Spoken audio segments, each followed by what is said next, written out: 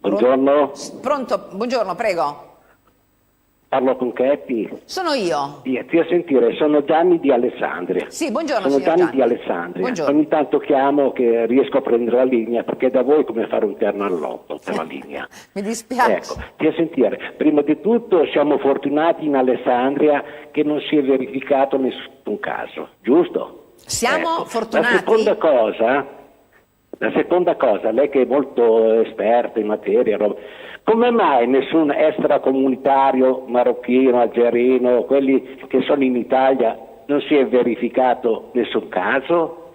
Un'altra cosa, loro che arrivavano che avevano Pibocchi, Scabbia, ADS, non si è parlato di nessun extracomunitario che ha preso il coronavirus. Me lo dica lei.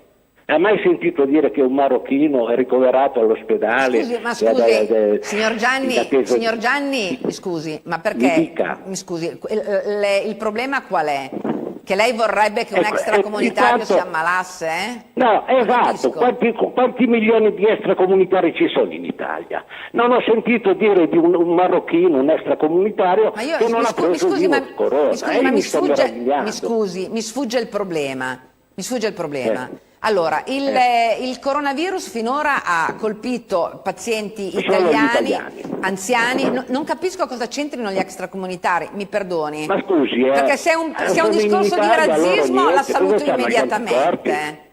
No, le dico, se è un problema di razzismo la saluto immediatamente. Perché si dovrebbe ammalare un extracomunitario? Perché le dà fastidio? E perché dobbiamo ammalarci noi italiani che sono venuti dalla Cina? Ma io, mi scusi, ma io davanti a certe affermazioni abbia pazienza, abbasso le braccia perché io capisco tutto, guardi, mi creda, ne ho sentite di ogni dove, perché è da quando è scoppiata l'emergenza che sono per strada, però abbia pazienza, che adesso ce la dobbiamo prendere perché il Covid-19 lo prendiamo noi italiani e non se lo prendono gli extracomunitari. Signor Gianni, io la saluto, buongiorno, togliete questa telefonata perché veramente credo che tutto abbia un limite. Scusate se poi mi sfogo sempre, che vado sempre un po' sopra le righe, però abbiate pazienza, insomma, che adesso dobbiamo pensare che non ci dobbiamo ammalare noi ma che si devono ammalare gli extracomunitari.